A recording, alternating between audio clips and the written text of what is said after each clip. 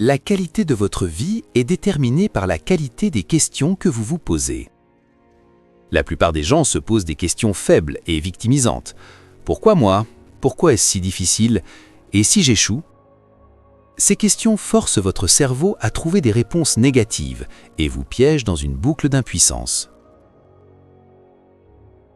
Les stoïciens, Socrate, Sénèque, Marc Aurèle, n'utilisaient pas d'affirmations positives vides, ils utilisaient l'interrogatoire.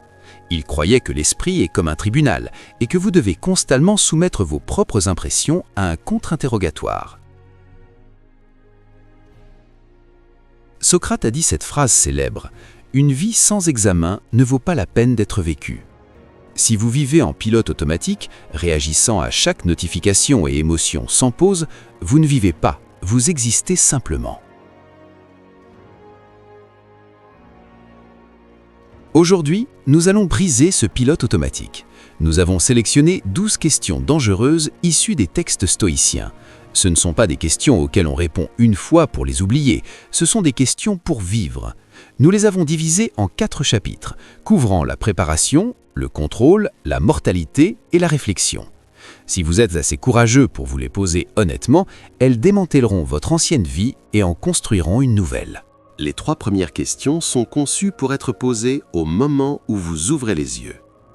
Elles définissent la trajectoire de votre journée, garantissant que vous êtes le pilote et non un passager. Question 1. Pour qui suis-je en train de jouer la comédie? Marc Aurèle s'étonnait constamment de voir à quel point nous nous soucions de notre réputation. Il se demandait: je me suis souvent demandé comment il se fait que chaque homme s'aime lui-même plus que tous les autres, mais qu'il accorde moins de valeur à sa propre opinion de lui-même qu'à l'opinion des autres. Regardez vos vêtements, votre voiture, votre carrière. Quelle part est pour vous et quelle part est pour impressionner des inconnus que vous n'aimez même pas?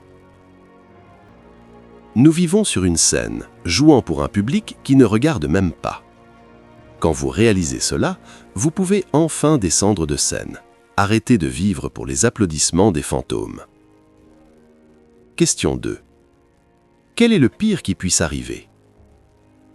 L'anxiété se nourrit de l'ambiguïté. Nous craignons un désastre vague et flou. La contre-attaque stoïcienne est de définir le cauchemar. Avant une réunion importante ou un voyage, demandez-vous: quel est le scénario du pire absolu? Vous perdez votre emploi? Vous avez un accident de voiture? Vous êtes rejeté? Une fois que vous définissez le pire cas, vous réalisez 2 choses. Premièrement, c'est peu probable. Deuxièmement, si cela arrive, vous pouvez le gérer. Vous avez survécu à 100% de vos mauvais jours jusqu'à présent. En regardant le monstre en face, il rétrécit. L'anxiété est remplacée par la stratégie. Question 3. Est-ce nécessaire? C'est l'astuce de productivité ultime. Marc Aurèle conseillait: demande-toi à chaque instant, est-ce nécessaire? Regardez votre liste de tâches. Regardez la réunion dans laquelle vous êtes assis. Regardez la dispute que vous avez dans les commentaires YouTube. Est-ce essentiel? Est-ce que cela fait avancer la mission de votre vie? La plupart de ce que nous disons et faisons est du remplissage. C'est du travail d'occupation conçu pour nous faire sentir productifs. Quand vous éliminez impitoyablement l'inutile, vous ne gagnez pas seulement du temps, vous gagnez de la clarté. Vous arrêtez d'être occupé et commencez à être efficace. Les 3 questions suivantes sont votre bouclier contre le chaos. Utilisez-les lorsque la vie vous lance des coups inattendus. Question 4. Est-ce que cela dépend de moi? La dichotomie du contrôle. C'est le pilier central de la philosophie d'Épictète. Quand vous sentez la colère ou le stress monter, figez-vous et demandez: est-ce sous mon contrôle? Les embouteillages? Non. La météo? Non. Le serveur impoli? Non. Alors, pourquoi êtes-vous en colère? Si cela ne dépend pas de vous, ce n'est pas votre problème. C'est juste de la météo. Vous ne criez pas après la pluie, vous ouvrez un parapluie. Traitez les gens impolis et la malchance comme de la pluie. Concentrez-vous entièrement sur votre propre réaction. c'est la seule chose qui vous appartient. Question 5. Est-ce que cela me blesse réellement ou blesse seulement mon ego? Quelqu'un vous insulte, vous ressentez une rage brûlante, mais faites une pause. Où est la blessure? Votre bras saigne-t-il? Votre compte en banque est-il vidé? Non. La seule chose blessée est votre opinion de vous-même. Marc Aurèle a dit « Rejette ton sentiment d'offense et l'offense elle-même disparaîtra ». Si vous refusez d'être offensé, vous ne pouvez pas être offensé. L'insulte est comme un cadeau. Si vous ne l'acceptez pas, elle reste avec celui qui la donne. Ne laissez pas votre ego vous entraîner dans des batailles qui n'existent pas dans la réalité. Question 6. Que ferait mon modèle? Les stoïciens croyaient en l'importance d'avoir un sage pour vous guider. Quand vous êtes au point de perdre votre sang-froid ou d'abandonner, demandez « Que ferait Marc Aurèle maintenant? Que ferait David Goggins?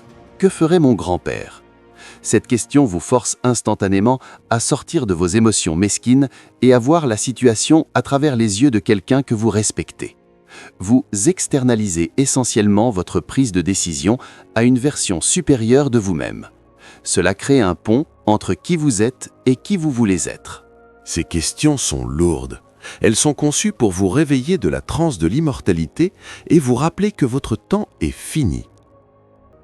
Question 7. Si c'était la dernière fois que je faisais ça, comment le ferais-je? Nous traitons la vie comme quelque chose de bon marché parce que nous pensons qu'elle est interminable.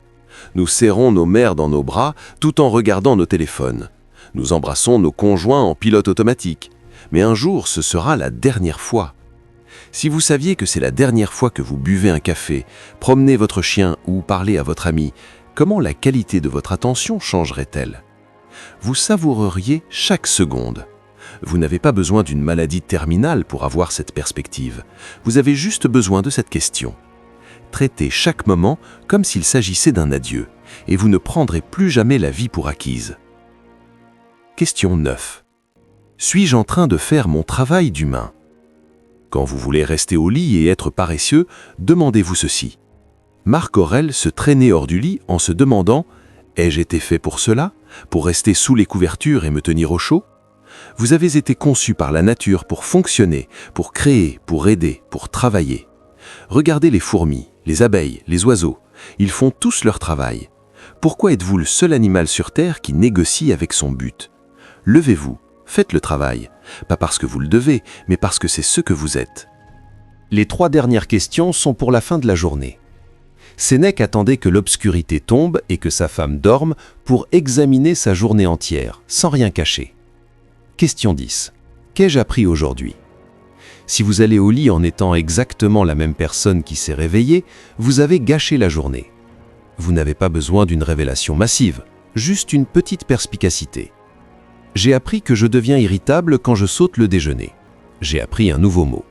J'ai appris que mon collègue déteste les emails longs. L'amélioration continue, Kaizen, n'est pas de la magie, c'est juste de l'attention. Si vous collectez une pépite d'or de sagesse chaque jour, dans un an, vous serez riche en sagesse.